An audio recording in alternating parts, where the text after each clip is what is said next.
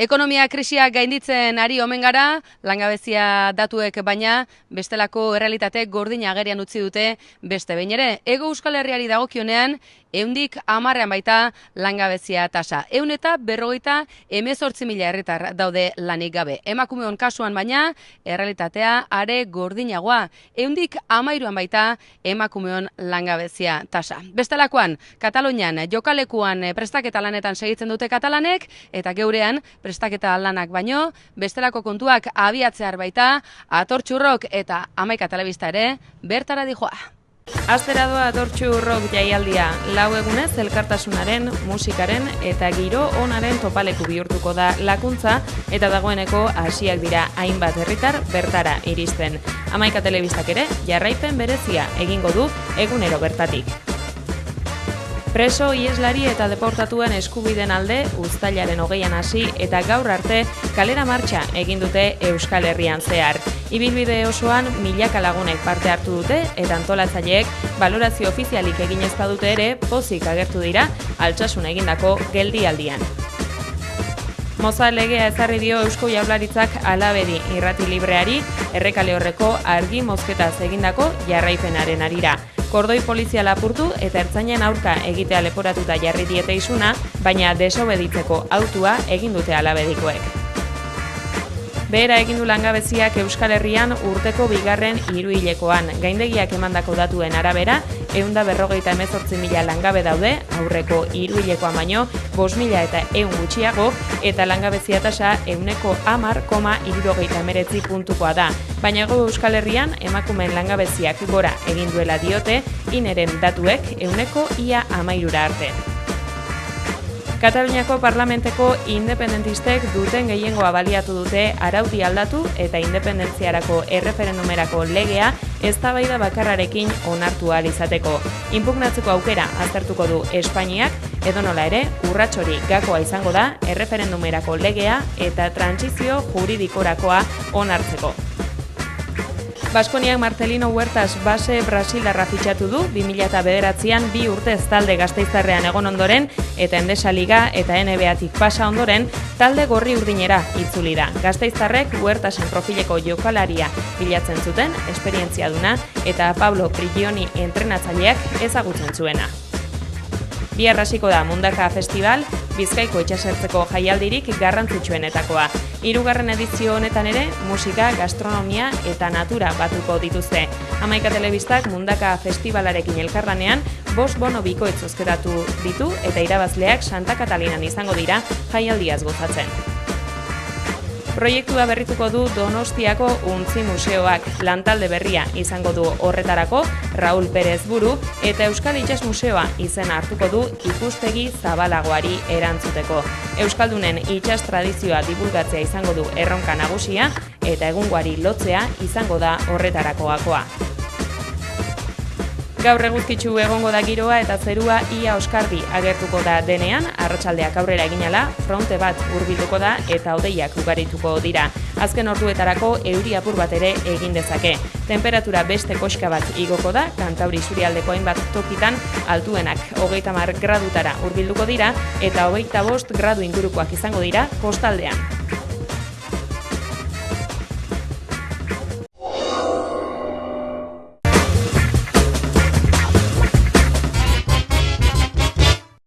Atortxurrok jaialdia asteko ordu batzuk bertzerik ez dire gelditzen eta Lakuntzako inguruetan nabaritzen hasia da hemen jendia gerturatzen eta azpimarratzekoa girorik onena ziurtatua dagoela. Ekitaldi ofiziala burutu ez bada ere Atortxuren 20. edizioa abian da Lakuntzan. 4 egunez elkartasunaren, musikaren eta giro onaren topaleku bihurtuko den jaialdiko eremura sartzeko jendetza bildu da goizean goizetik eta ilara luzeak sortu dira. Hasi da hortaz 4 eguneko elkartasun eta musika festa. Akanpalekua jantokia, naiz gunea, Hamaika Telebista egonen den gunea irekita daude, baina harrera ekitaldia arratsaldeko 6:30 izanen da Lakuntzako plazan. Musika 7:30 hasiko da eta sorkune joko ditu lehen elkartasun doinuak. Kalera martxari ere harrera eginen diote plazan. 4 egunetako jaialdia beraz, hastear da.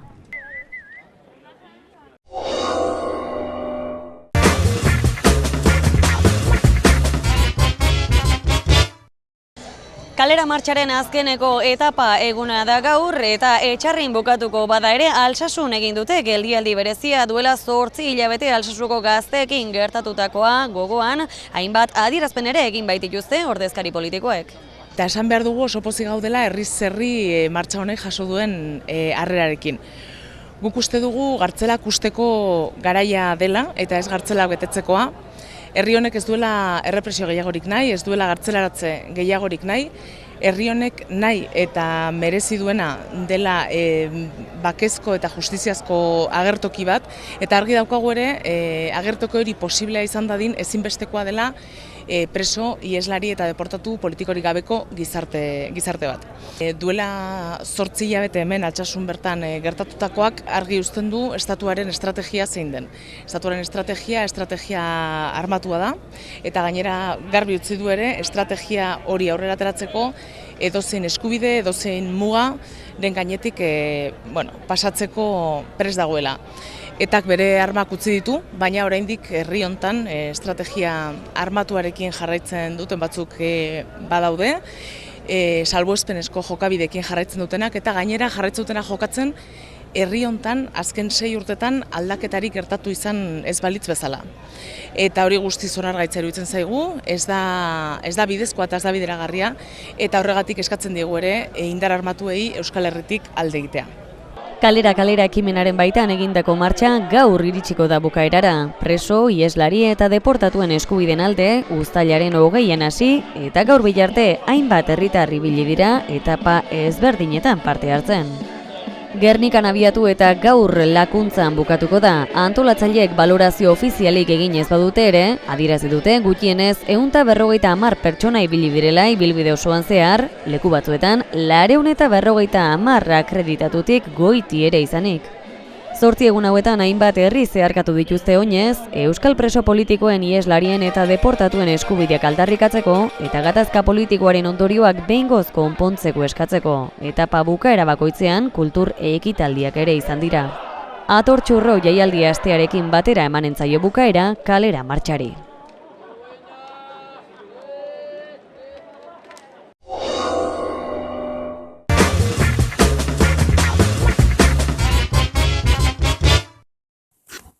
Zabalik da Kataluniako diadan izena emateko epea. Poliki gorpuzten ari dira, irailaren 11ko hitzordua eta antolatzaileek dagoeneko iragarri dituzte aurtengo mobilizazioaren xehetasunak.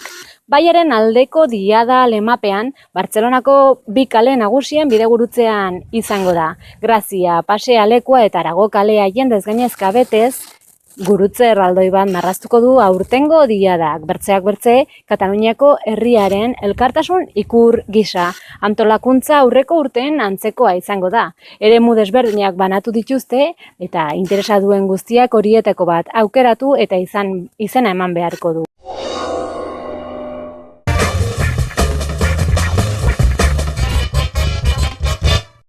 Maiatzaren 18an moztu zuten Gasteizko Errekale auzoko argindarra eta horren berri ematen aritu ziren Alabedi Irrati Libreko kideak auzotik bertatik.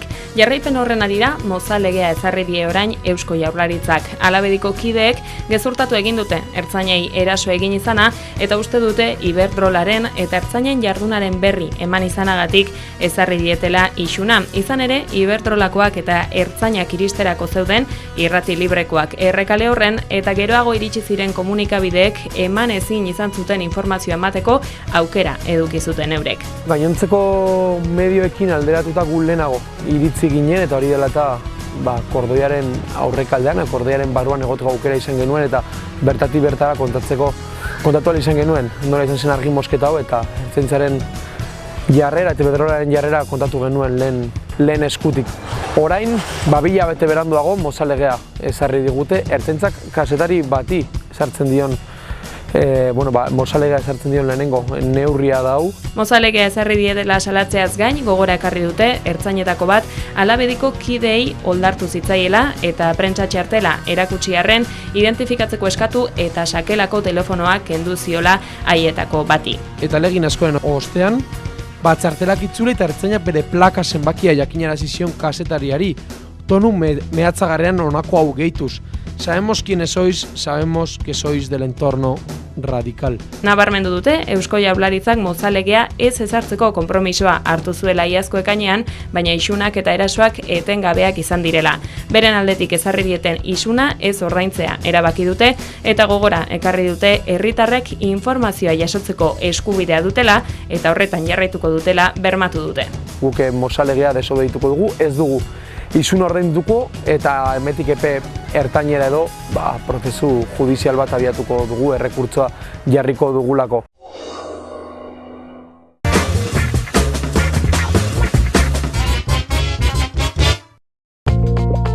Bilboko udalak 218 lanpostu beteko dituen lan eskaintza berria aurkeztu du. Hau izanik urte honetan egindako Euskal Autonomia Erkidegoko eta toki administrazioko eskaintzarik handiena eta garrantzizkoena. Bilboko udalak kalitatezko lan egonkorra sortzearen aldeko apustu handia egingo du. Izan ere, Bilboko udalak ez du horren lan eskaintza publiko handirik egin gutxienez azken 10 urteetan. Esan bezala, guztira 218 lanpostu egongo dira, eta hauen 7% desgaitasunen bat duten pertsonentzat izango da. Honako hau oso berri garrantzitsua dugu. Urrats handia egingo baita administrazio modernoa, orekatua eta garai berrietara egokitua lortu eta bitarteko tasak murrizteko. Barne sustapeneko prozesuaren bidez, beste 31 lanpostu beteko dira irailean, eta momentu honetan udaltzaingoaren 55 plazetarako probak ari dira egiten. Hurrengo pausua, azken deialdi honetako irekieraren datak eta azterketa datak zehaztea izango da. Gutxiengo denbora epe batetan lanpostu horiek bete daitezen.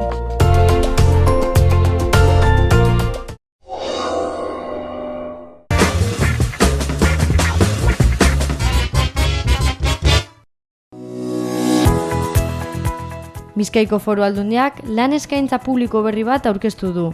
Guztira 159 plaza eskainiko dira, bai osasungintza esparrura zuzenduak eta baita administrazio alorrekoak ere. 106 plaza eskaintza askekoak izango dira eta 53 barne sustapenekoak. Plaza guzti hauetatik 12 desgaitasunen bat duten pertsonetzat izango dira. Isabel Sánchez, gizarte ekintzako diputatuak azalduen bezalase, azken hau inoizko lan eskaintza publikorik handiena da. Foru Aldundiak gizarte urgazpenerako foru erakundearen historia osoan zehar onartu duen lan eskaintza publikorik handiena da. Gainera, eskaintzak lanaren ikuspegitik aukera emango du plantilla egonkortzeko, interino gutxiago egoteko eta kalitatezko enplegu publiko iraunkorra bermatzeko. Hauze da, gure zeregin nagusia, konpromisoa hartzea kudeaketa eraginkor batekin. Azterketa hauek 2018 urtean egingo dira, hautaketa prozesurako deialdi bakar baten bidez.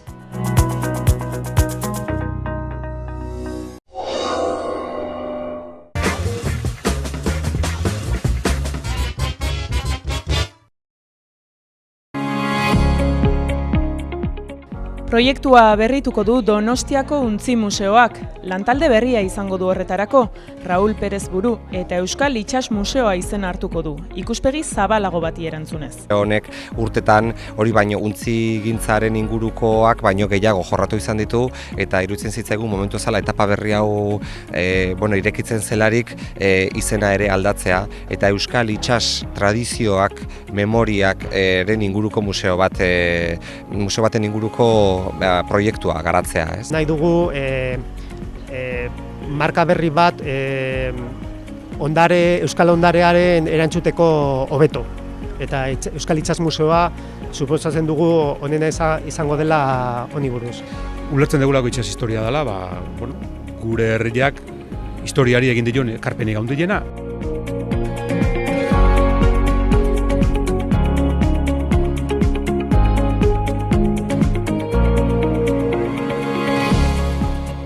Euskaldunon itsas tradizioa divulgatzea izango du erronka nagusia eta egungoari lotzea izango da gakoa. Nola erakarri dezakegu jendia iraganera? Nola erakarri jendia iraganera begiratzen hasteko? Lotu dezagun aukera horiekin, ez? Etorkizunak edo orainak ematen dizkigun aukera horiekin lotu dezagun iragana, ez? Horregatik, uste dut oso garrantzitu dela, datozkigun gertakari eta komemorazio eta aitatu da baita ere Elkanoren munduaren itzuliaren 5. mendeurrena, aukera hoiedanak eskura datozkigu, orduan, horietaz baliatu bergea, nolabait, ulertzen degulako museoaren helburu nagusienetakoa dela itsas historia hori gizarteratzea. Jendiak ikusi dezala, itsas historia hori norberaren zati dela. Badaude proiektu jakin batzuk, bere biziko arrabotsa ematen ari diona, itsasoarekin tradizionalki euskaldunok izan dugun historia guzti horri, ez? Albaola dala, San Juan naoaren inguru baleontziaren erreplikaren eraikuntza dalata, baina baita festival maritimoa, datorren urtean ospatuko dena Pasaian, baita Mutiozabal faktoria berritzearena Orion, baita Arrietakoa jauregia berritzea Motrikon, eta badaude halako proiektu interesgarriak, Zumaian ere Beduola hor dago, elkarte moduan, batelak eta berritzen, eta iruditzen zitzaigun museoak horren inguruan dagoen elkarrizketa guzti hortan parte hartu behar zuela modu eraginkor batekin, eta tira proiektu honekin ikuste dut sendotu egingo dugula museoa.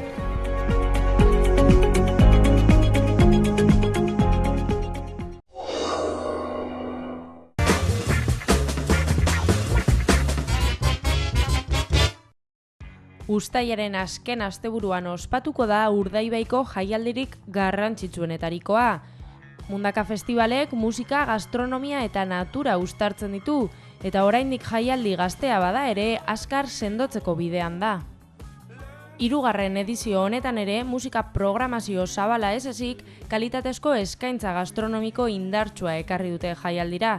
Bertoko produktuak, umeentzako sukaldaritza tailerrak, gastronomia ikuskizunak, denetarik izango da Santa Catalina penintsulan. Zapatuen okingo doguz elurralde, zonaldeko produktoreak bai asokan burbeteunen produktuen exhibizioa egiten, eta baita be, sokukinak eta degustazioak egiten, txakoline, gaztaile, jonek esan dagoena ez, Gernikako piperrak eta burbet, zonaldeko produktueri be, difuzioa eta emoteko, eta domeka goizien, izango zen ja, ronkeoana, eta tailer musikala, eumientzako. Musika eskaintzari dagokionez, ostiralean Mando Diao eta Kike González y los Detectives izango dira kartelburuak, eta larunbatean berriz Ocean Coloresin eta Beth Hart taldeek sortuko dute ikusmin handiena. Gustatzen da asko bai, gure publikoa be sorprenditi, ez? Eta beste talde batzuk igual, ez dizenak oso edo horren ezagunek, Lee Fields, Beth Hart eta alakoa be egotie, eta gure musika be presentzize okitzi, ez? Horgaitik 6 urte, 10 Gainera, jaialdiari amaiera emateko igande arratsaldeko kontzertuak doainik izango dira. The Raz, Willis Drummond eta 6 urte taldeek itxiko dute Bizkaiko itsasertzeko jaialdia. 11 telebistak ere Mundaka Festivalarekin elkarlanean 5 bono bikoitz zozketatu ditu. Aitzakiarik ez beraz, uztailaren 28 eta 30 bitartean Mundakara hurbiltzeko.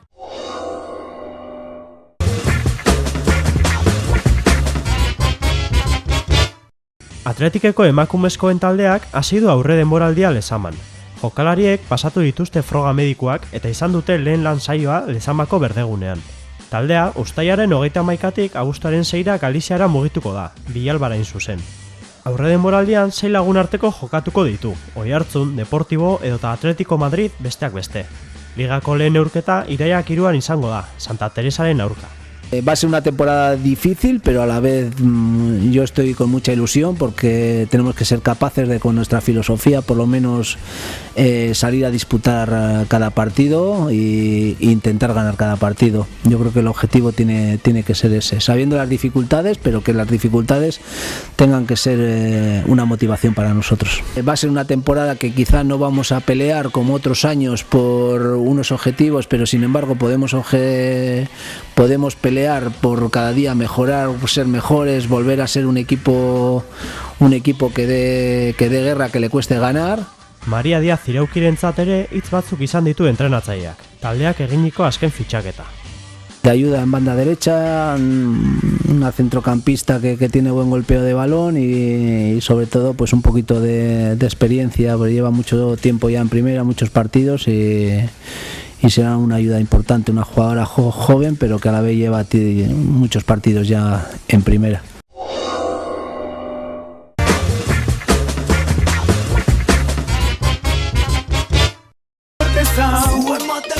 Marcelinho Huertas Brasildarra Gasteizen jokua antolatzen ikusiko dute berriro.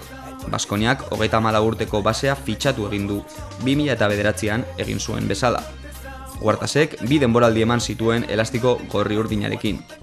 Bazirudien, urrengo denboraldia Unicajarekin sinatuko zuela, baina azkenean talde gasteiztarrarekin egin du. Marcelinho Los Angeles Lakersen eman ditu bere azken 2 denboraldiak, baina otsailean moztuta, hau da, ekipotik kanporatuta izan zen. Metro eta 90 marko Sao Pauloko playmakerra Shane Larkinen utxunea betetzeko etorri da Baskoniara. Larkin, pasaden urtean denboraldi izugarri egin eta Europako ekipo nagusiak bere atzean izan ostean. Huertas, Amerikako abenturaz gain, Endesa Ligan, Bilbao Basket, Juventud eta Bartzelonatik ere pasa egin da. Baskonia, Marcelinhoren profileko jokalari baten bila ari zen. NBA-an esperintza izandakoa eta joko alaiekoa. Huertas, ekartzeko arrazoien artean, Euroliga jokatzea eta, bereziki, Pablo Prigioni entrelatzaile postua hartzea izan dira. Gasteizen, begi honez ikusi dute jokalari ohiaren buelta. Arestian Buesa Arenan emandako ikuskizuna berriro ikusiko dutelakoan. Eta zoaztu, zure bizitza gaur da, biharakian dan aldatu